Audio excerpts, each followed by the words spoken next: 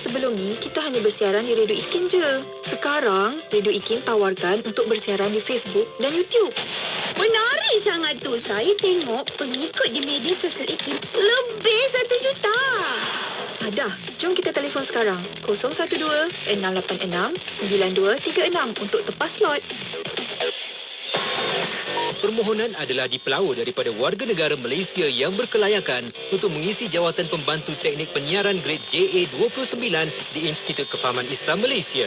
Calon-calon hendaklah warga negara Malaysia yang berumur tidak kurang daripada 23 tahun pada tarikh tutup iklan jawatan, mempunyai sijil atau diploma dalam bidang kejuruteraan elektronik, komunikasi atau komputer atau teknologi komputer rangkaian yang diiktiraf oleh IKIM daripada politeknik tempatan atau kelayakan yang diiktiraf setaraf dengannya. Calon perlu bersedia untuk bekerja mengikut shift. Calon juga perlu bersedia untuk bekerja di luar kawasan. Antara bidang tugas dan tanggungjawab utama, memastikan Radio IKIM bersiaran dengan kualiti yang tinggi secara berterusan, melaksanakan kerja-kerja perbaikan dan pemulihan dengan segera, terutamanya apabila melibatkan situasi downtime, melaksanakan kerja-kerja troubleshooting terhadap sistem otomasi radio, rangkaian, peralatan radio dan infrastruktur yang berkaitan, serta memberikan sokongan teknikal kepada unit-unit lain di bahagian radio serta unit-unit yang berkaitan. Kemukakan permohonan anda kepada Unit Modal Insan Institut Kefahaman Islam Malaysia sebelum atau pada 15 Disember 2022.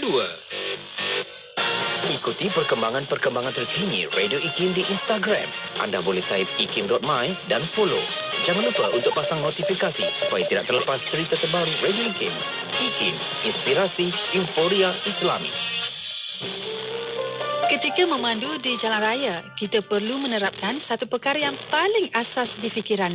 Kita tidak keseorangan.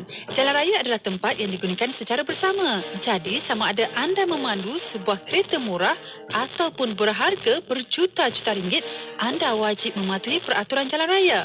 Betul tu. Umpamanya, memandu mengikut kelajuan ditetapkan.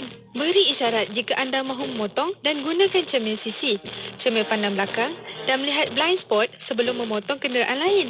Utamakan keselamatan anda, pemandu bijak. Kuching 93.7 FM.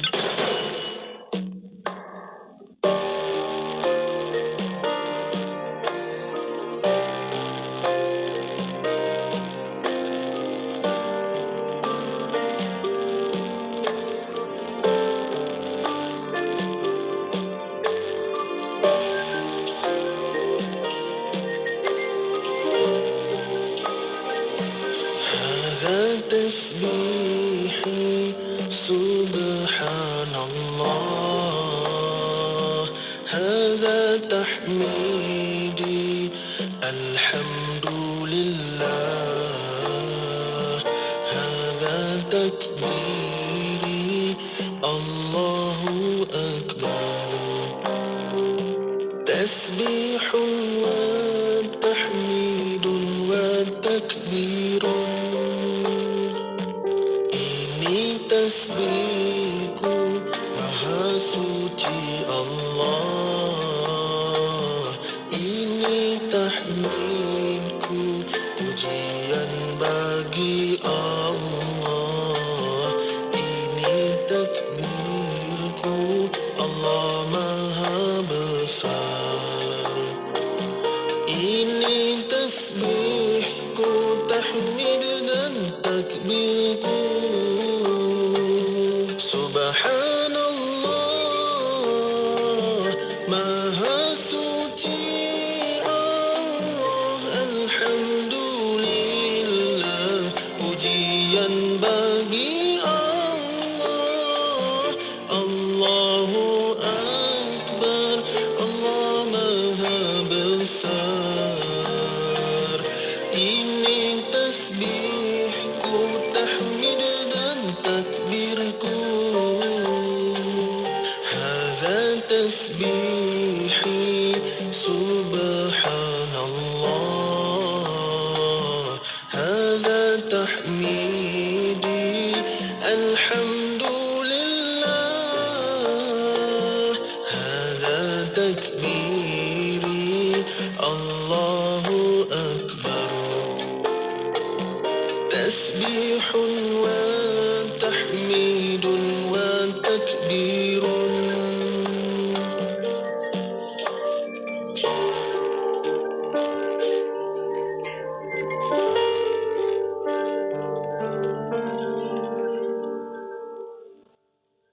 inspirasi, inforia, Islami, semuanya di IKIM.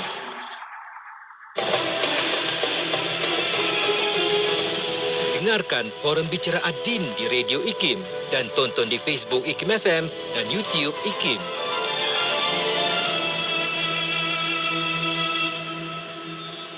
Assalamualaikum warahmatullahi wabarakatuh. Terima kasih untuk anda terus setia temankan kita, dan waktu ini Alhamdulillah diberi kesempatan kembali untuk berforum. Perbincangan kita dalam forum bicara Adin pada malam ini diberi kesempatan untuk kita bersama-sama dengan dua orang lagi tetamu untuk menambah lagi ruang dan peluang kita menimba ilmu berkaitan dengan pendekatan tadrij dalam pendidikan sains. Walau bagaimanapun, saya kira wajar kita perkenalkan dahulu ahli panel yang bakal ke udara bersama-sama dalam forum kita pada kali ini. Bersama-sama dengan kita ialah yang berusaha Dr. Sheikh Muhammad Saifuddin bin Sheikh Muhammad Saleh selaku fellow utama, juga pengarah di Pusat Kajian Sains dan Alam Sekitar di Institut Kefahaman Islam Malaysia. Assalamualaikum Doktor. Waalaikumsalam warahmatullahi wabarakatuh. Sihat kita? Sihat, Alhamdulillah. Alhamdulillah. Terima kasih Doktor sudi bersama kita berforum pada malam ini. Dan kita juga diberi kesempatan untuk bersama-sama dengan Encik Muhammad Mustaqim bin Malik selaku Pegawai Pendidikanan di Pusat Kajian Sains dan Alam Sekitar KIAS di IKIM. Assalamualaikum Encik Mustaqim. Waalaikumsalam warahmatullahi. Terima kasih sudi bersama kita. Dan malam ni kita akan bersama-sama untuk bincangkan tentang pendekatan tadrij dalam pendidikan sains. Dan saya kira untuk kita mulakan forum kita ini nak memperkenalkan tentang terma yang bakal kita bawakan dalam topik bicara kita dalam forum. Mungkin Cik Mustaqim dulu kita mulakan, insyaAllah.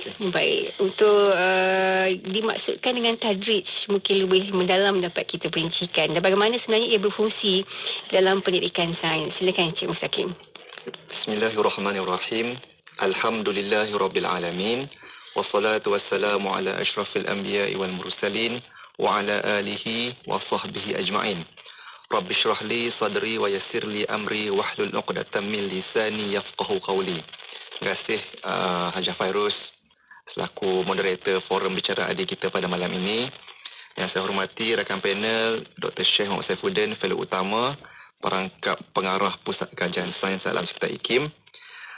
Jadi seperti yang Puan Fairuz sebutkan tadi, tajuk kita pada malam ini iaitu tadrij dalam pendekatan tadrij dalam pendidikan sains. Jadi apakah maksud tadrij itu? Tadrij ini sebenarnya dia adalah perkataan bahasa Arab yang merupakan kata terbitan yang berasal daripada kata akar daraja yang bermaksud maju dari segi grade, peringkat atau tahap. Dia maksudnya bergerak secara gradually dari satu peringkat ke peringkat yang lain. Daripada perkataan daraja ni, dia sebenarnya kalau dalam bahasa Arab ni daripada perkataan asas tu dia boleh jadi macam-macam perkataan. Antaranya kalau daraja ni dia boleh jadi darajah, iaitu tangga. Itu samalah bila kita naik tangga tu kita maju ke peringkat yang lebih tinggi. Kita daripada tingkat bawah kita naik ke tingkat atas. Kira masih lagi sama dengan maksud darajah tadi. Dan juga ada juga darajah. Darajah ni ialah basikal. Basikal yang kita gunakan untuk kita bergerak dari satu tempat ke satu tempat yang lain. Jadi dia memang ada kaitan dengan perkataan darajah tadi. Jadi tadrij ataupun kita sebut juga kadang-kadang dengan tadarruj. Dia bermaksud proses melakukan satu perkara secara berperingkat ataupun bertahap. Dan tadrij ni sebenarnya dalam Islam dia tidak asing lagi, itu utamanya dalam penerapan ajaran dan syariat Islam. Contohnya kalau kita tengok dalam sirah Islam tentang peringkat pengharaman arak. Kerana kita ni memang hidup pada zaman ni, kita dah celik-celik kita dah tahu arak itu diharamkan. Tapi dalam konteks masyarakat ketika zaman Nabi Muhammad SAW, pengharaman arak itu berlaku secara berperingkat. Yang mana peringkat yang pertamanya diberitahu tentang terdapatnya kebaikan pada arak, terdapatnya keburukan. Tetapi diberitahu keburukan itu adalah lebih banyak daripada kebaikan. Kemudian diberitahu juga peringkat seterusnya diminta supaya jangan melakukan solat dalam keadaan mabuk. Maksudnya kalau dah tahu nak solat janganlah minum arak ketika itu. Dan akhirnya barulah pengharaman secara total. Jadi nak kata perkara ini berlaku secara berperingkat kerana masyarakat Arab waktu tu memang dah sinonim dengan arak. Jadi nak dibendung secara total, secara sekaligus, dia agak sukar. Jadi dia perlu dilakukan secara berperingkat. Jadi sama juga dalam konteks pendidikan dan terutama dalam pendidikan sains, dia perlu ada proses bertahap untuk kita untuk mempelajari, mengajar dan mempelajari sains itu. Dia sama ada tahap itu dari sudut silibus ataupun kurikulum sains itu daripada peringkat asas kepada peringkat pertengahan dan peringkat lebih tinggi dan lebih rumit. Itu dari sudut silibus dan juga dari sudut dari bertahap dalam bentuk keupayaan intelektual dan perkembangan minda pelajar. Sebab ada yang umur yang kecil, takkan kita nak bagi ilmu yang advance, perlu ada penerapan kemahiran asas. Jadi misalnya kalau seorang guru sains nak mengajar tentang contohnya topik tumbuhan, jadi tak bolehlah terus-terus pelajar umur 7 tahun nak terus dibawa ke makmal, tengok mikroskop, tengok klorofil. Jadi dia tidak memberi gambaran yang betul tentang tumbuhan. Jadi perkara yang asas perlu diberikan penerapan, misalnya kena pergi tengok rupa tumbuhan, ada yang hijau, ada yang warna lain. Diberikan peluang untuk rasa tekstur daun, tekstur batang pokok. Kemudian barulah kita dapat dengan itu kita dapat merangsang minat dan minda pelajar, barulah dia dapat berfungsi untuk menerapkan minat mereka dan berfungsi untuk menanam kemahiran sains dalam diri mereka. Begitu juga kalau kita tengok dalam topik sains yang lebih advance, misalnya biologi. Kita nak ajar apa kepada pelajar tentang biologi? Takkan terus-terus nak ajar sistem penghadaman. Tak bolehlah sebab dia tak faham asasnya. Yang penting misalnya dalam topik biologi, yang pertama sekali yang seingat saya, benda yang diajar oleh guru ialah sel. Tentang unit asas dalam biologi itu sel. Bagaimana proses yang berlaku dalam sel, kemudian bagaimana sel itu membentuk tisu. Daripada tisu itu membentuk organ. Baru kita faham organ, ada organ paru-paru, ada usus, ada perut, ada hati. Dan daripada organ-organ ini yang membentuk sistem, baru kita tahu ada sistem penghadaman, ada sistem pernafasan, ada sistem perkumuhan. Pengajaran dan pembelajaran itu perlu berlaku secara bertahap.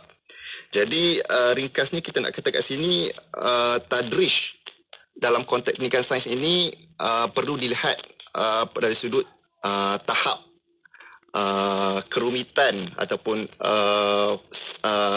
silibus itu, dan juga kita perlu melihat kadang-kadang pada zaman ni kadang-kadang kita ni nak sangat anak-anak kita atau pelajar kita pandai dalam sains, kadang-kadang kita terlampau tumpukan, terlampau paksakan mereka tentang silibus yang advance di luar kemampuan mereka.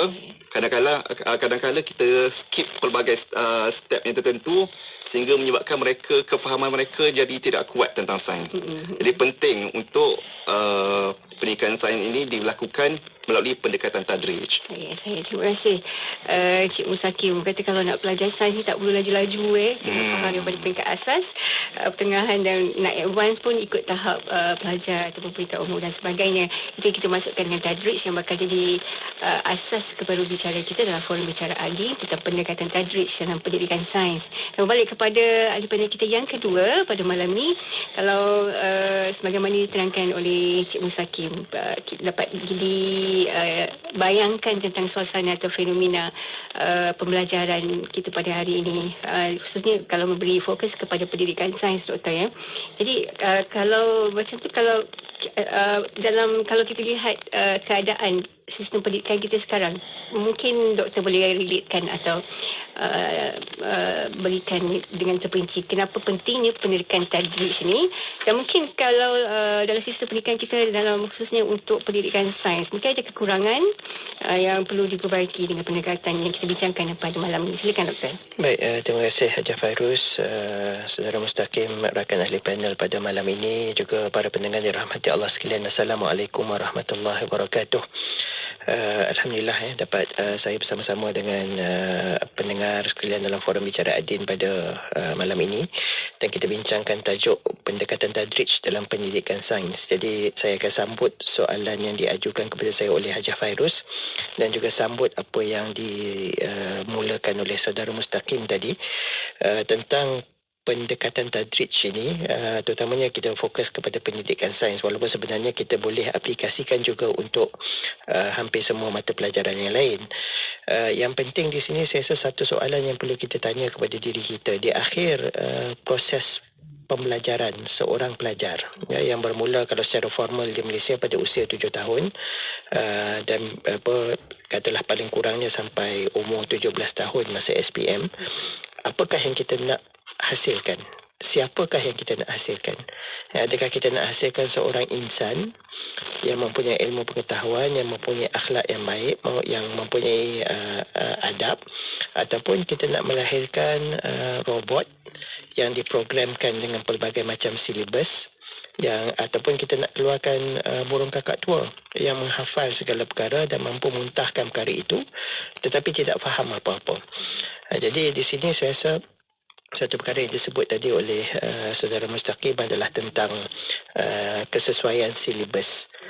Kalau kita nak fokus kepada pendidikan sains, satu perkara yang penting yang selalu diperingatkan kepada kita adalah untuk menjadikan pembelajaran sains itu suatu perkara yang menyeronokkan. Jadi kalau kita nak jadikan perkara itu menyeronokkan, pendekatannya kena sesuai dengan usia pelajar itu. Kalau pada usia 7 tahun, kalau kita telah berikan padanya formula tentang katakan tindak balas kimia, saya rasa itu akan menakutkan pelajar itu. Sebaliknya kita kena sesuaikan dengan usia dan tahap pelajar, kerana kita tahu dalam pendidikan pun kita ada tahap pendidikan rendah, kita ada pendidikan menengah, kemudian kita ada tahap 1, tahap 2 bagi kedua-dua level tersebut. Jadi kena sesuai dengan tahap tersebut, kerana kita kena ingat bahawa pelajar ini waktu dia berada di peringkat sekolah, di samping kita dedahkan dengan pelajaran, mereka juga sedang membesar. Pada waktu itu juga mereka mempelajari banyak perkara lain, termasuklah proses sosialisasi. Bagaimana nak bergaul dengan orang lain, bagaimana nak berinteraksi dengan guru, bagaimana nak berinteraksi sesama kawan-kawan, bagaimana nak berinteraksi dengan orang yang lebih tua, orang yang lebih muda dan sebagainya. Kalau kita terlalu bebankan pelajar dengan aspek akademik semata-mata, kebimbangannya adalah kita mengabaikan perkara-perkara yang juga sama penting. Perkara-perkara yang melibatkan muamalat, perkara-perkara yang melibatkan akhlak, perkara-perkara yang melibatkan adab. Jadi sebab itu saya tanya di awal tadi, kita nak lahirkan apa di akhir sistem pendidikan itu? Kalau kita nak lahirkan robot, memanglah kita bolehlah bagi dia fokus kepada pelajaran semata-mata tanpa perlu memberikan fokus kepada perkara-perkara lain. Tetapi hakikatnya kita nak melahirkan insan yang boleh berfikir dengan ilmu yang diberikan, tetapi tidak kurang pentingnya, malah mungkin lebih penting, insan yang mempunyai akhlak, insan yang mempunyai adab. Hari ini pun kita sudah dengar rungutan-rungutan tentang generasi hari ini yang dikatakan kurang adab dan sebagainya. Tetapi adakah itu salah mereka, ataupun adakah itu disebabkan outcome daripada sistem pembelajaran yang sedia ada? Ini satu perkara yang kita kena fikir dengan serius. Baru-baru ini pun ada timbul keluhan daripada guru tentang silibus yang berat yang tidak sesuai dengan usia pelajar. Saya rasa ini keluhan-keluhan yang genuine yang perlu diberikan perhatian. Kerana kalau kita terlalu meletakkan harapan yang begitu tinggi dalam bentuk kurikulum yang begitu berat kepada pelajar, satu kebimbangan saya dalam konteks pendidikan sains ialah pelajar akan hilang minat. Apabila pelajar hilang minat, mereka tidak akan meneruskan pengajian pada peringkat lebih tinggi dalam bidang sains. Dan itu yang kita lihat berlaku hari ini. Sasaran kerajaan misalnya hendak melihat ada 60% pelajar yang masuk ke dalam bidang sains pada peringkat yang lebih tinggi. Tetapi kalau kita tengok kepada statistiknya kurang daripada 20%. Jadi maknanya ada sesuatu yang tidak kena di sini. Jadi bagi saya yang penting kita terapkan minat pelajar terlebih dahulu dalam pada peringkat yang rendah. Dan ini boleh dilakukan dengan banyak cara. Kalau kita tengok, kalau guru-guru yang kreatif, mereka boleh mendedahkan aspek ataupun kemahiran-kemahiran asas dalam sains yang perlu ada pada pelajar pada peringkat rendah ini. Misalnya aspek pencerapan ataupun observation, menggunakan kaedah-kaedah yang inovatif, kreatif dan menyeronokkan untuk menerapkan kemahiran itu dalam diri pelajar. Ini boleh dilakukan oleh guru dan ini tidak membebankan. Sebaliknya kalau kita terlalu tekankan aspek yang bersifat mechanical ataupun terlalu tekankan soal istilah sehingga mengabaikan perkara-perkara asas yang perlu diterapkan terlebih dahulu, ini yang menimbulkan masalah. Saya ingat lagi masa saya saya dulu kurikulum yang lama sebelum KBSR pada usia darjah 1, masa umur 7 tahun, masa darjah 1 sudah ada subjek sains awalan kalau tak silap saya namanya, dan tidak ada istilah-istilah berat di dalam kurikulum tersebut, tetapi pelajar-pelajar didedahkan dengan kemahiran asas seperti klasifikasi. Maknanya kita tengok pokok, kita tahu daun itu ada pelbagai bentuk, pelbagai jenis bentuk. Ada yang berbentuk jarum, ada berbentuk kipas. Jadi kita klasifikasikan daun itu mengikut bentuk-bentuknya. Tak ada pengguna istilah sains di situ, tetapi secara tidak langsung pelajar pada usia 7 tahun itu didedahkan dengan aspek atau kemahiran klasifikasi objek-objek yang dicerap. Ini dua kemahiran asas, pencerapan dan juga klasifikasi. Ini dua kemahiran asas dalam sains yang boleh kita dedahkan, kita boleh terapkan kepada pelajar pada usia yang muda. Kita lakukan dengan cara yang menyeronokkan dan secara bertahap-tahap, berperingkat-peringkat, kita boleh pertingkatkan perkara ini apabila mereka meningkat usia sesuai dengan usianya. Jadi bila kita ada pendekatan yang menyeronokkan begitu, saya fikir kemahiran asas dalam sains itu dapat diterapkan dan diamalkan oleh pelajar dengan cara yang berkesan. Kita mahukan mereka ada skill, bukan sekadar menghafal istilah, menghafal formula. Skill atau kemahiran saintifik itu penting untuk mereka pergi lebih jauh dalam bidang sains. Sebab itu saya kira pendekatan tadrij atau bertahap-tahap ini penting supaya kita tidak kehilangan pelajar pada peringkat yang lebih tinggi dalam bidang sains. Itu saya rasa matlamat yang perlu kita juga fikirkan di samping soalan saya di awal tadi, kita nak lahirkan apa. Jadi itu perkara yang perlu kita sama-sama renungkan supaya kita tidak melakukan kesilapan atau kesalahan dalam pembangunan kurikulum. Saya terima kasih atas penerangan yang jelas berkaitan dengan apa yang dapat kita baiki menggunakan pendekatan tadrij dalam pendidikan sains. Dan juga untuk makluman pendengar yang mungkin baru saja temankan kita pada ketika ini bersama dalam forum bicara Adin tentang pendekatan tadrij dalam pendidikan sains bersama-sama dengan sebentar tadi Dr. Malik, yang baru saya Dr. Syekh Ahmad Saifuddin dan juga Encik Ahmad Mustaqim bin Malik dari Pusat Kajian Sains dan Alam Sekitar di Institut Kefahaman Islam Malaysia. Dan untuk pusingan kedua, kita berbalik kepada Encik Mustaqim. Kalau kita sebutkan sepanjang pembicara kita ini, pendekatan tadrij ini dikirakan sebagai salah satu kaedah untuk menarik minat kepada pendidikan saya khususnya, walaupun ia sebenarnya mampu untuk memberi tarikan kepada hampir keseluruhan mata pelajaran dan sebagainya, tapi fokus kita kepada pembelajaran sains dan boleh dikatakan ia merupakan satu proses yang berterusan sebenarnya sektor pendidikan ini. Jadi pandangan Encik Mustaqim ni, bagaimanakah dengan pendekatan tadrij ni kita nak sesuaikan dalam konteks pendidikan sains dalam tahap sama ada rendah, menengah dan juga tinggi? Silakan Encik Mustaqim. Baik. Macam yang Puan Fairuz sebut tadi, pendidikan ini memang satu proses yang berterusan. Daripada kita lahir sampailah kita mati, macam satu pepatah, talabul ilmi minal mahdi ilal lahdi. Menuntut ilmu itu dari buayan hingga ke liang lahat. Dan sebenarnya kalau kita tengok tadrij dalam konteks pendidikan sedia ada, secara kasarnya memang sudah ada. Sebab kita ada pendidikan awal, kita ada pendidikan rendah, yang ada darjah 1 sehingga darjah 6. Darjah tu pun dia berkait juga dengan maksud tadrij tu. Begitu juga kita ada pendidikan menengah tingkatan 1 sampai tingkatan 5, kadang-kadang ada tingkatan 6. Kita juga ada pendidikan tinggi yang merangkumi sarjana muda. Kemudian kalau ada orang yang nak sambung ke peringkat yang lebih dalam lagi, peringkat sarjana dan peringkat doktor falsafah. Jadi boleh kita katakan bahawa tadrij tu secara kasarnya memang sudah ada dalam pendidikan kita. Cumanya yang menjadi cabaran ialah mentaliti kita tentang setiap peringkat itu.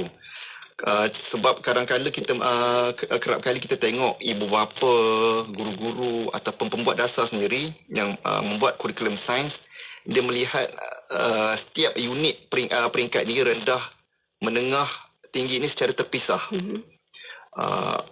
Rendah lain, menengah lain, peringkat tinggi lain. Jadi apabila penambahbaikan ataupun pembaharuan yang dibuat hanya tertumpu kepada satu unit tanpa melihat kepada peringkat-peringkat yang seterusnya. Jadi sebabkan itu bila berlakunya perubahan kurikulum, silibus, dia menyediakan silibus yang melangit tinggi macam yang Dr. Syed sebut tadi, yang membebankan pelajar, sedangkan perkara itu sebenarnya boleh dimasukkan dalam peringkat-peringkat yang seterusnya. Jadi penting untuk kita melihat bahawa pendidikan ini dia berkesinambungan antara satu sama lain. Pendidikan rendah disambung dengan pendidikan menengah. Pendidikan menengah disambung dengan pendidikan tinggi. Jadi tidak perlu untuk kita letakkan contohnya silibus beraras tinggi pada pelajar sekolah rendah kerana tidak sesuai pada tahap umur mereka. Begitu juga contohnya kadang-kadang ada perkara yang patut diajar pada peringkat universiti, kita dah paksakan kepada pelajar-pelajar yang berada pada peringkat menengah. Jadi belum selesai pelajar menguasai asas sains, dia telah ditekan dengan istilah-istilah ataupun formula-formula yang membebankan sehingga menyebabkan mereka penguasaan mereka menjadi lemah. Jadi sepatutnya ditanamkan minat. Kalau kita tengok ibu bapa, guru-guru dan pensyarah perlu melihat kurikulum pendidikan sains ini secara holistik, iaitu setiap peringkat itu dia berkesinambungan antara satu sama lain. Jadi penting contohnya pada peringkat rendah untuk kalau dalam konteks pendidikan sains ialah peringkat yang mana kita tanamkan minat pelajar dahulu seperti yang Dr. Syed sebutkan tadi. Bila kita rangsang para pelajar ini melalui deria mereka, mereka melihat, mereka rasa, barulah pergi peringkat seterusnya untuk peringkat analisis. Itu pun analisis itu sudah pada peringkat yang sangat tinggi sebenarnya. Dan contohnya kalau kita mengajar mereka tentang asid, nak ajar tentang budak pelajar darjah 1 tentang asid, apa maksud asid tu dia sudah agak advance. Jadi perkara yang penting contohnya perlu diajar tentang apakah rasa masam misalnya pada jus buah orange. Itu ada satu bentuk cara untuk merangsang deria para pelajar untuk minat tentang sains. Kemudian barulah kita masuk kepada peringkat menengah yang memperkenalkan cabang-cabang sains dan asas-asas bagi setiap cabang-cabang tersebut. Contohnya biologi, fizik, kimia, asas-asas yang penting dalam setiap subjek itu. Dan dalam peringkat pendidikan tinggi, kita meneroka cabang-cabang tertentu itu yang berdasarkan kepada kekuatan setiap pelajar. Kadang-kadang ada pelajar yang memang minat, dia menguasai fizik pada peringkat yang lebih tinggi, pada peringkat pengajian tinggi mereka akan pergi kepada subjek ataupun pengkhususan yang lebih kepada apa yang mereka kuasai tersebut. Jadi dalam konteks janganlah pada peringkat rendah lagi sudah saya ingat dalam beberapa kes saya tengok dalam beberapa event yang dilakukan oleh setengah sekolah, para pelajar sudah disuruh membentangkan kertas kerja. Betul. Nak suruh pelajar sekolah rendah bentang kertas kerja macam profesor. Itu satu bentuk mungkin dia punya niatnya untuk melatih pelajar untuk kehadapan. Tapi saya fikir yang penting ialah minat mereka tentang sains itu yang perlu dipupuk terlebih dahulu. Penting untuk kita lihat peringkat-peringkat ini dalam konteks tadrish dan bagaimana setiap peringkat ini berkesinambungan antara satu sama lain. Ya, saya terima kasih Encik Musakim. Saya rasa ramai yang setuju Encik Musakim ni kalau tanya pasal istilah dalam sains tu kadang-kadang seolah-olah apa yang diajarkan itu kalau tak ada istilah tertentu tu bukan mata pelajaran sains. Sebab nama subjek itu pun dah menggelunkan. Maksudnya fizik, kimia, biologi. Dan apatah lagi nak mendalami ilmu tersebut. Apapun, terima kasih Encik Musakim untuk penjelasan sebentar tadi. Dan balik kita kepada panel kita yang kedua, Dr. Syekh mungkin dapat diterangkan tentang proses penerapan ilmu dan kemahiran sains. Kita nak raikan tahap perkembangan intelektual, emosi dan juga psikologi pelajar. Dia agaknya bagaimana pendekatan tadrij ini kita nak manfaatkan dalam hal ini. Silakan Doktor. Terima kasih Haji Fadus. Kalau kita tengok kepada sains, maksud sains itu sendiri, satu takrif yang saya suka selalu dan saya selalu guna ialah sains itu adalah pencerapan ataupun pengkajian kita terhadap alam yang diciptakan oleh Allah Subhanahu Wa Taala. Jadi kalau kita tengok dalam konteks itu, kalau kita mati dengan istilah yang so-called scientific atau technical, dia akan jadi satu perkara yang seolah macam jauh daripada agama sebenarnya. Tetapi kalau kita katakan bahawa sains itu ialah satu pengkajian terhadap alam yang Allah Subhanahu Wa Taala ciptakan, bagi sesiapa yang mendengar dan kalau dia mempunyai akidah yang berasaskan kepada tauhid, dia akan dapat lihat bagaimana perkara itu berkait dengan kita sebagai tanggungjawab kita sebagai seorang khalifah di muka bumi, sebagai orang Islam. Jadi kalau kita hanya macam tadi Haji Fadil sebut tentang istilah kan, saya rasa kalau pada peringkat sekolah rendah kita bawa istilah seperti hipotesis, inference, bukan saja pelajar tidak faham, kerana waktu itu usia itu saya rasa kosakata ataupun pembendaharaan kata mereka masih lagi terhad. Bila kita bawakan istilah-istilah ini, saya fikir agak sukar untuk mereka memahami, apalagi untuk menghayati istilah-istilah ini. Tetapi kalau kita gunakan apa yang saya sebutkan tadi, sains itu adalah pengkajian tentang alam yang diciptakan oleh Allah. Kita mengajak pelajar-pelajar untuk memerhati alam, memerhati cuaca, memerhati haiwan, memerhati tumbuhan, memerhati proses-proses yang berlaku, pembesaran dan sebagainya itu. Dan kita katakan itulah sains. Dan daripada situ kita perkenalkan kemahiran-kemahiran yang perlu ada bagi seorang yang mempelajari bidang sains. Tadi saya dah sebut dua, tentang pencerapan, tentang klasifikasi. Satu lagi adalah pengukurannya. Kita ukur berat, kita ukur tinggi. Itu juga adalah perkara yang berkait dengan sains. Kemudian daripada itu kita terapkan aspek komunikasi. Bagaimana kita nak laporkan apa yang kita perhatikan. Tapi kita lakukan dengan cara yang mudah untuk sesuai dengan usia pelajar. Bukannya laporan itu dalam bentuk kertas kerja contohnya atau artikel jurnal. Kalau pelajar sekolah rendah, saya rasa memang tak kenal lah. Sekolah menengah pun saya rasa tak berapa sesuai. Ia sesuai dengan tahap usia pelajar tersebut. Baru-baru ini saya ada sempat melihat secara ringkas lah kurikulum sains pada peringkat sekolah rendah. Sudah digunakan frasa space-time relations, hubungan antara ruang dengan masa. Saya ingat masa saya zaman sekolah dulu tak ada diperkenalkan pun frasa itu.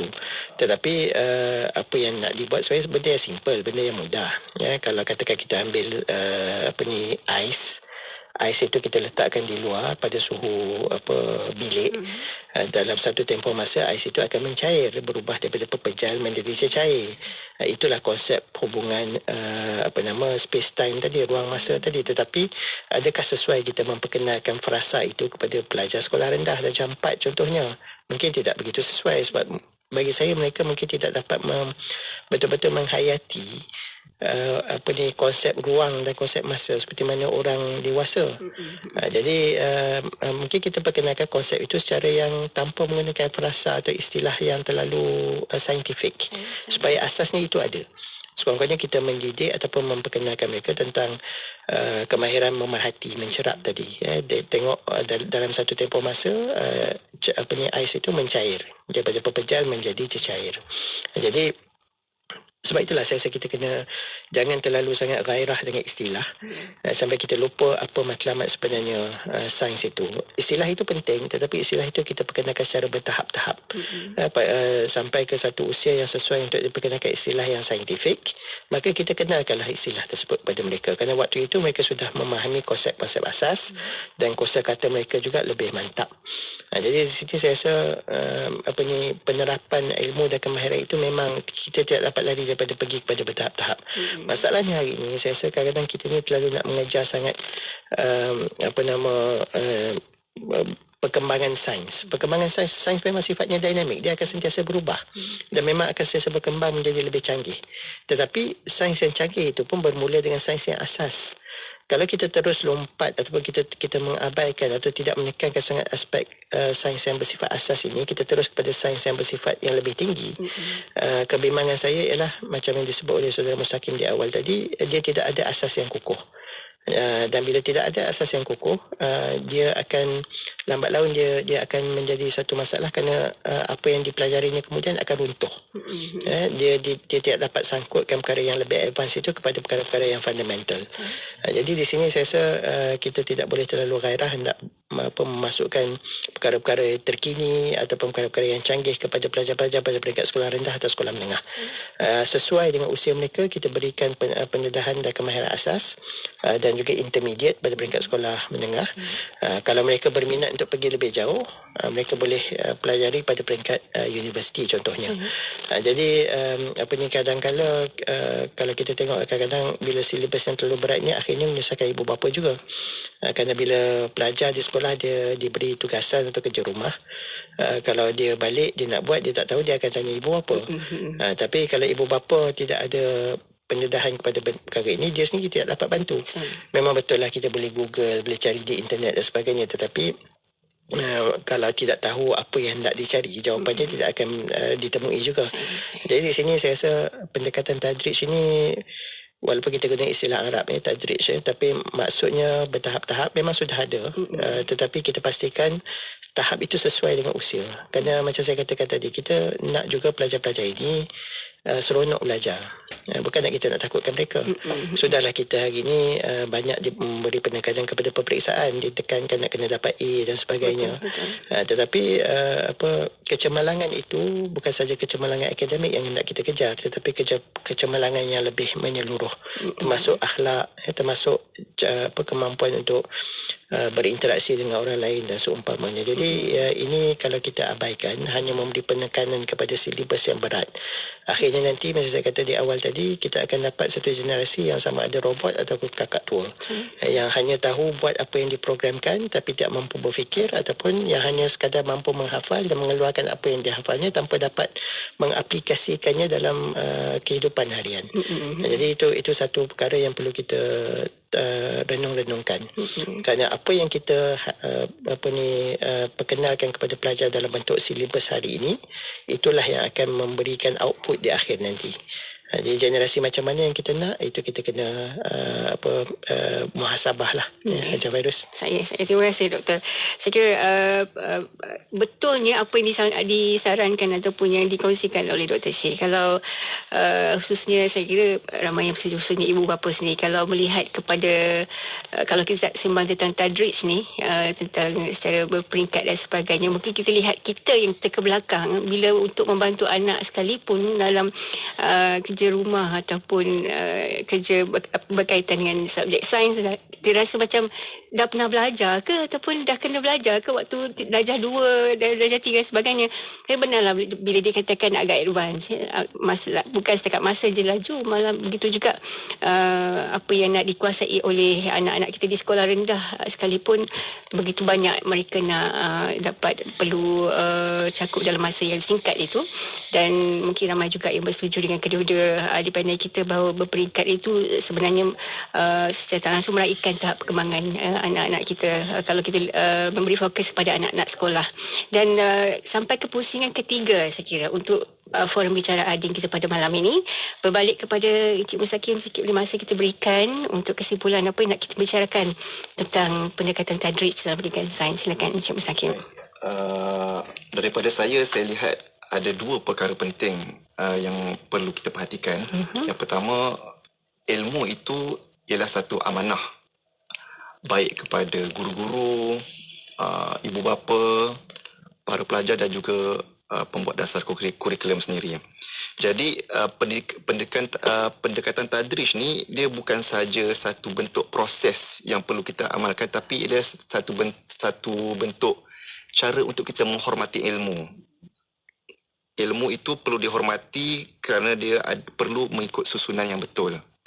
Kalau kita skip satu part, lompat part yang lain, part yang tak sepatutnya dipelajari dulu, kita tidak menghormati disiplin ilmu itu.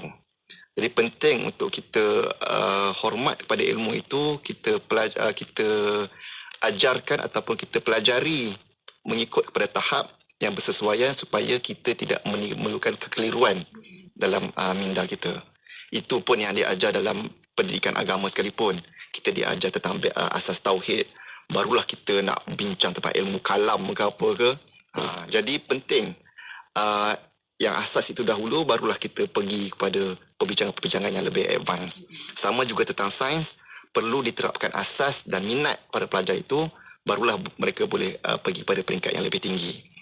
Dan perkara yang kedua, saya lihat perlu untuk kita ketahui bahawa secara majoritinya daripada kalangan pelajar dan daripada kita semua sendiri, bukanlah kita ni semuanya dalam kalangan orang yang ber-IQ genius. Jadi kadang-kadang kita terlupa tentang perkara ini. Kita terbuai dengan berita-berita orang yang SPM 30A, saya tak ada sampai 30A, banyak A lah. Ataupun yang menang anugerah-anugerah tertentu. Jadi bila kita tengok perkara itu, kita terlupa. Kita terbuai dengan berita-berita tersebut. Kita nak anak-anak kita, semua pelajar-pelajar lain jadi sama seperti itu. Kita terlupa bahawa bukan semua orang mempunyai IQ sebegitu. Jadi perlu diraihkan orang yang sederhana-sederhana ni, perlu diraihkan mereka dengan pendekatan tadrij ini, pendekatan bertahap supaya mereka dapat menguasai sains dengan baik dan mereka tidak lari ataupun takut dengan sains itu. Ya, saya terima kasih Encik Mustakim. Dan kembali kepada Dr. Syekh berkaitan dengan apa yang nak kita rangkumkan atau kesimpulan kita untuk bicara kita forum bicara adin. Silakan Doktor. Terima kasih Haji Fairuz. Saya rasa dua perkara yang ditekankan oleh Encik Mustakim tadi memang perlu diberikan perhatian. Cuma saya nak expand sikit atau nak tambah sikit. Poin yang kedua tadi tentang bila sebut tadrij ini bukan sahaja tadrij dalam konteks tahap usia tetapi juga tadrij dalam konteks usia yang sama, tetapi macam disebut oleh Cik Mustakim tadi ialah ada dalam tahap usia yang sama itu ada pelbagai tahap penguasaan. Ada pelajar yang mungkin bijak, ada pelajar yang sederhana, ada pelajar yang lemah. Jadi silibus itu macam disebut tadi memang betul lah, maknanya kita kena meraihkan semua golongan ini. Sebab yang akan mengajar ni guru. Bayangkan kalau guru sudahlah terpaksa mengajar silibus untuk dihabiskan dalam 1 tahun, itu satu cabaran yang besar. Tetapi apabila berhadapan dengan pelajar yang mempunyai pelbagai tahap penguasaan ilmu dan juga tahap kecerdikan itu, guru akan berhadapan dengan satu situasi yang ada pelajar yang akan cepat, ada pelajar yang akan lambat. Jadi bagaimana guru nak menyeimbangkan cabaran untuk menyelesaikan ataupun menghabiskan silibus itu dengan tahap-tahap pelajar yang berbeza ini satu perkara yang juga kita kena berikan perhatian. Kerana apabila silibus itu berat, dia bukan saja berat kepada pelajar, tetapi tetapi juga berat kepada guru. Ya, saya. Guru juga perlu diberikan, orang kata kita perlu raikan jugalah guru punya cabaran ini, supaya mereka dapat memainkan peranan sebagai pendidik dengan cara yang berkesan. Jadi mungkin sebagai akhirannya, di akhir ini mungkin saya nak kongsikan apa yang saya baca daripada Ibn Khaldun. Apabila Ibn Khaldun antara lain dia menyebut bahawa satu kaedah ataupun satu cara untuk menghasilkan pengajaran yang berkesan ialah dengan kita mengadakan ataupun menjalankan pengajaran itu secara berterusan tetapi bertahap-tahap. Maknanya kita belajar, kita kena belajar sampai kita akhir hayat, kita kena belajar, tetapi pembelajaran itu berlaku secara bertahap-tahap. Kalau kita nak terus jadi, orang kata nak terus pergi kepada peringkat advance tanpa tahu asas, maka di situ akan timbul banyak masalah. Sama juga di peringkat sekolah, kita kena berikan pengajaran itu secara berterusan tetapi sesuai dengan tahap masing-masing. Wallahualam. Saya terima kasih Bersama Doktor atas kesimpulan diberikan untuk topik bicara kita dalam forum bicara adin pada malam ini. Dan kita dah pun selesai untuk tajuk kita pendekatan tadrij dalam pendidikan sains bersama-sama dengan Berusaha Dr. Syekh Muhammad Saifuddin dan Encik Muhammad Musakim dari Pusat Kajian Sains dan Alam Sekitar di Institut Kefahaman Islam Malaysia. Dan saya ucapkan terima kasih kepada kedua-duanya sudi luangkan masa untuk bersama kupasan bagi topik bicara kita pada malam ini. Sekian dulu. Assalamualaikum. Waalaikumsalam warahmatullahi wabarakatuh.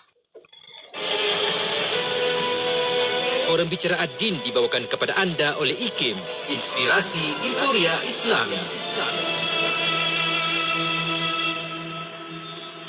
Negeri Sembilan 102.7 FM.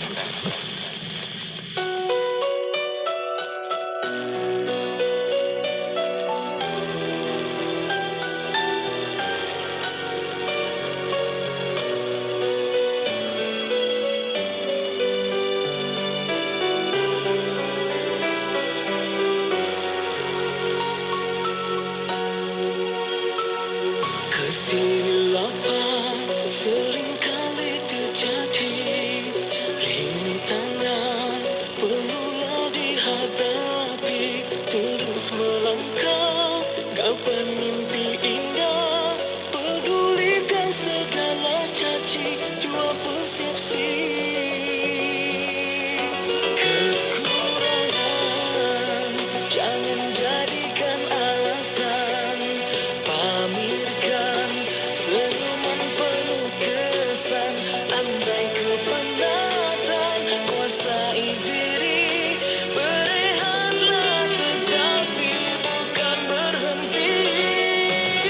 Takdir telah ditentukan, kehidupan harus diteruskan, walau berat teruskanlah kau berjalan. Biar tak mengubah dunia, jangan berubah, kerana dunia gambarannya mempesona sementara, keasyikan hanyalah sementara.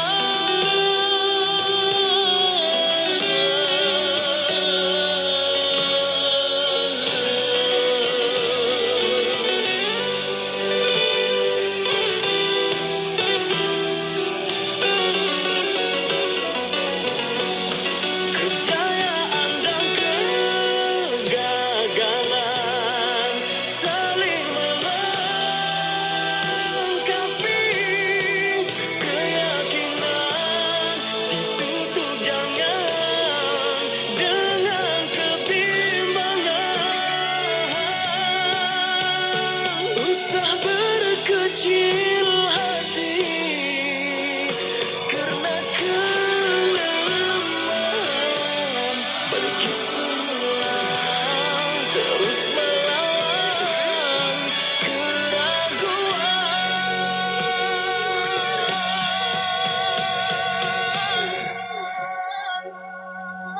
Takdir telah ditentukan, kehidupan harus diteruskan,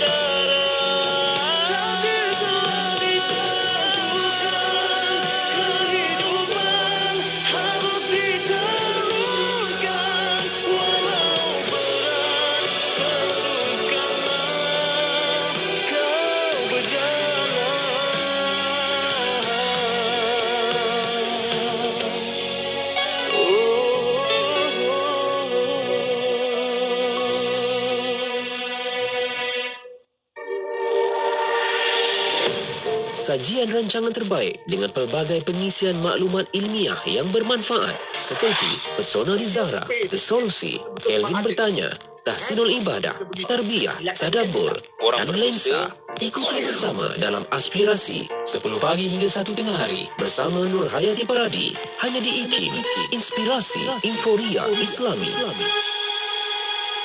Dari kecil, ayah adalah segalanya bagi saya. Apa yang ayah buat, saya pun buat. Ayah minat melukis, saya pun minat. Ayah suka marisan, saya pun suka. Ayah suka makan apa saja, saya pun sama. Sehinggalah ayah didapati tidak lagi sihat seperti dulu. Kini, saya memilih gaya hidup serta pemakanan yang lebih seimbang. Begitu juga dengan ayah. Untuk nasi, kami memilih beras Faizah Taj Mahal. Ia lebih sesuai untuk kami sekeluarga. Amalkan gaya pemakanan yang lebih sihat dari sekarang. Beras Faizah Taj Mahal, kurang kanji serta tinggi serat. Seanggun bidadari menghadap ilahi, selesa telekung raudah. Dapatkan telekung raudah, telekung sejuk dan selesa di talian 010-248-6670 atau 010-233-6670 sekarang. Seanggun bidadari menghadap ilahi. Raudah.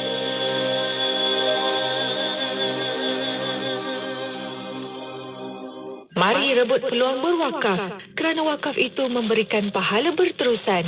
Bersama sertai program wakaf buku IKIM untuk diberikan kepada mereka yang memerlukan. Program ini memberi manfaat kepada pihak-pihak yang memerlukan buku-buku ilmiah seperti perpustakaan awam, perpustakaan sekolah tahfiz, perpustakaan universiti, pusat sumber masjid dan lain-lain. Sekiranya anda berminat untuk menyertai program wakaf buku IKIM ini, hubungi atau WhatsApp 011-5769-5400 untuk tahu kaedahnya. Ekspresikan malam anda dengan alunan seleksi muzik pilihan dan pelbagai rancangan membina jiwa. Mari dengarkan Ekspresi 8 malam hingga 12 tengah malam bersama Faiz Haji Osman.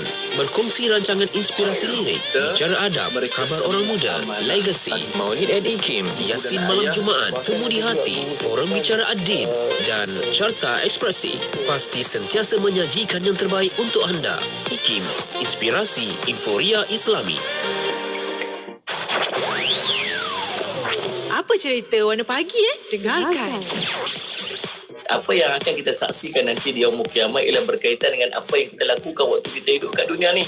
Perelokkanlah kehidupan kita, perelokkanlah kehidupan kita, perelokkanlah ibadat kita kepada Allah. Buat baik dengan orang, jaga hati orang, jaga sesama ibadat kita kepada Allah, jaga hubungan kita dengan manusia, jaga hubungan kita dengan Allah. Nanti di hari akhirat nanti sekolah kita akan berjumpa dengan malaikat-malaikat yang baik, yang akan memberikan kepada kita ketenangan, yang akan membimbing kita, yang akan Allah SWT membantu kita untuk berhadapan dengan kesusahan-kesusahan nanti di Yaumul Qiyamah. Allah SWT bahkan waktu nak mati pun di awal-awal tu, subhanallah, waktu nak berhadapan dengan sakaratul maut itu pun akan ada dua jenis malaikat. Satu malaikat yang datang dalam keadaan memberikan ketenangan, wajahnya putih bercahaya, jangan risau, jangan takut, kami berada dengan kamu, kami jaga kamu macam mana kamu jaga kami dulu. Ini tu sekalian malaikat yang bukan sakat di pada masa waktu berhadapan dengan sakaratul maut tu, dia dah bagi ketenangan dekat kita. Tapi kalau kita melakukan kemaksiatan kepada Allah, kita buat benda-benda yang Allah larang, kita takut nanti kita akan berjumpa dengan malaikat-malaikat yang memberikan kepada kita ancaman-ancaman. Maka apa yang akan kita saksikan nanti di Yaumul Qiyamah ialah apa yang kita lakukan waktu kita hidup dekat dunia. Maka perelokkan kehidupan kita, perelokkan hubungan kita dengan Allah, insya-Allah kita akan berjumpa dengan kebaikan-kebaikan. Banyak lagi yang menarik dalam Warna Pagi, Isnin hingga Jumaat 6 hingga 10 pagi di IKIM, Inspirasi Inforia Islami.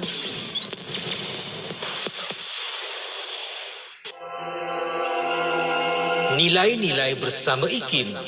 Takwa. Nilai takwa. Perkataan takwa bermaksud menjaga atau melindungi sesuatu daripada bahaya atau apa-apa yang boleh memudaratkan. Dalam Al-Quran terdapat 252 perkataan waqa' dan perkataan-perkataan yang terbit daripadanya. Al-Jurjani mentakrifkannya sebagai usaha menjaga dan berlindung diri daripada siksaan Allah Subhanahu Wa Taala dengan mentaati perintahnya sama ada perintah tadi menyuruh kita melakukan sesuatu atau meninggalkan sesuatu. Firman Allah Subhanahu wa taala dalam surah Al-Hujurat ayat ke-13 yang bermaksud, sesungguhnya orang yang paling mulia di antara kamu di sisi Allah ialah orang yang paling takwa di antara kamu. Sesungguhnya Allah yang maha mengetahui lagi maha mengenal. Sifat takwa akan melahirkan insan yang sentiasa berusaha untuk memastikan dirinya dan pengikutnya menuju kepada kehidupan yang diredai Allah Subhanahu wa taala. Sifat takwa ini akan menjadi benteng bagi seorang itu dari melakukan kemungkaran seperti itu pecah amanah, penipuan serta menghalangnya daripada melakukan kezaliman kepada orang lain. Petikan ucapan Allahyarham Tun Ahmad Sarji bin Abdul Hamid, mantan pengerusi IKIM. Bicara bermanfaat berbagai segmen, rancangan dakwah setiap hari, lagu-lagu Islami sepanjang masa. Dengarkan di IKIM, Inspirasi Inforia Islami.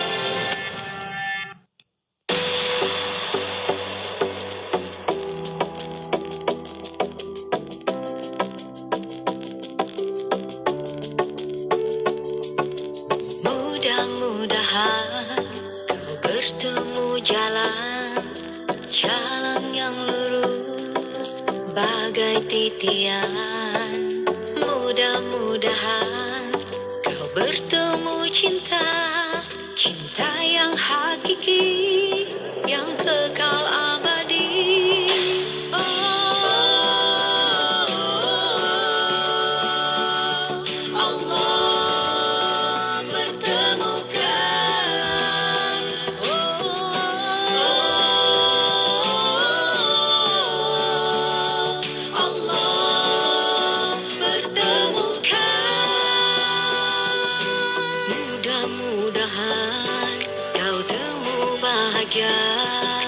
Di dalam jiwa dengan yang ada, mudah-mudahan Tuhan membukakan pintu harapan untukmu teman.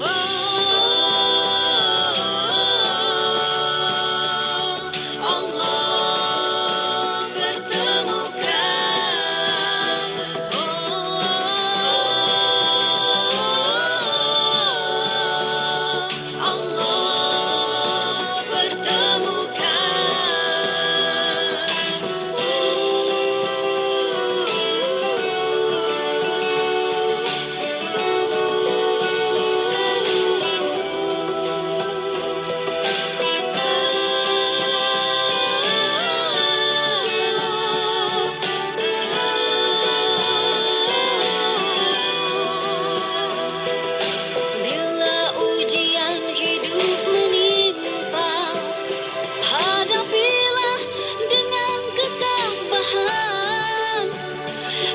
Jika di dalam jiwa gelora, moga Tuhan berikan kedamaian.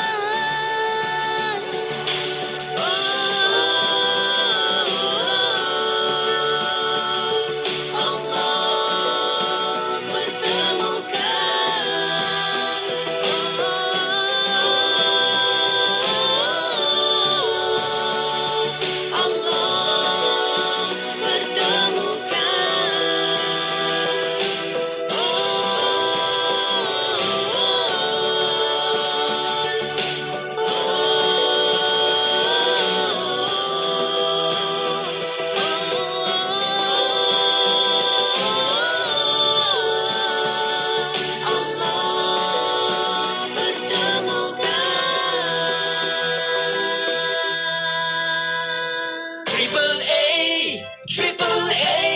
Sah berilmu, mudah patuh syariah, melabur menambah rezeki.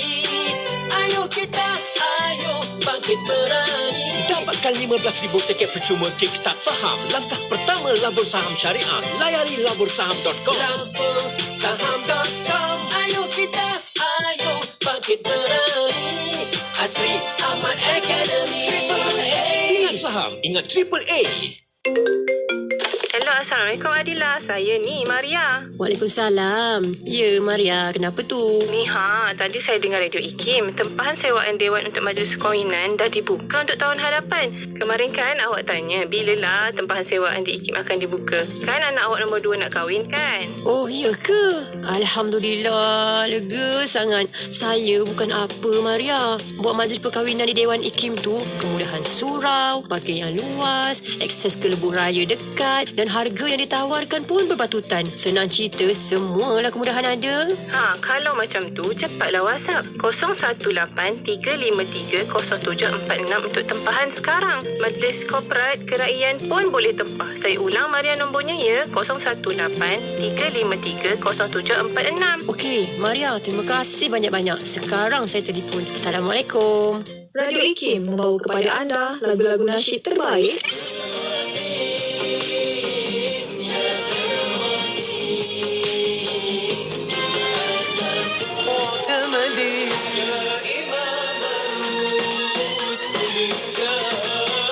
IKIM memberi anda lagu-lagu nasyid yang mengusik jiwa.